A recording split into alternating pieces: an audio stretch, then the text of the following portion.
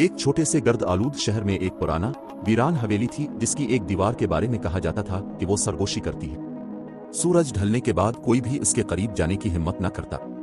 फिर एक दिन जोया नामी लड़की अपनी बेवा माँ के साथ इस शहर में आई। जोया बहादुर और ज़हीन थी। जब इसने सरगोशी वाली दीवार के बारे में सुना तो हंसी नहीं बल्कि दिलचस्पी ली। बूढ़ी औरतों ने इसे खबरदार किया, जो दीवार की सरगोशी सुनता है वो पागल हो जाता है, वो तुम्हारी कमजोरी जानती है। एक शाम जोया अकेली हवेली की तरफ गई। दीवार पर काले बैल बूटे चढ़े हुए थे और इसमें दरारें पड़ी थीं।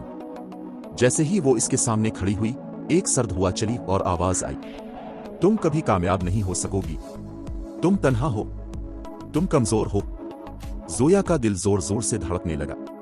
सरगोशियां तेज हो गईं, मगर वो भागी नहीं। उसने आंखें बंद की और जवाब दिया, मैं तन्हा हो सकती हूं मगर कमजोर नहीं। मैंने बहुत कुछ खोया है और फिर भी खड़ी हूं, यही मेरी ताकत है। अचानक दीवार से बेलें गिरने लगी, इसके नीचे से रोशनी निकलने लगी। दीवार टूट गई और आवाजें बंद हो गईं। दीवार के अंदर एक पुराना आईना था जो जोया को वैसा नहीं दिखा रहा था जैसी वो थी, बल्कि एक मजबूत बेखौफ औरत के तौर पर दिखा रहा था जो ज़रा पहने खड़ी थी। जोया मुस्कुरा दी। अगले दिन हवेली खौफनाक न रही। शहर वालों ने उम्मीद से जीना शुरू किया।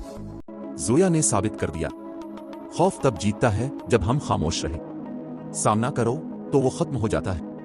पैगाम, बाज औकात सबसे खौफनाक आवाजें हमारे अंदर से आती हैं, लेकिन अगर हम सच्चाई और हौसले से जवाब दें तो वो हमें नुकसान नहीं दे सकती।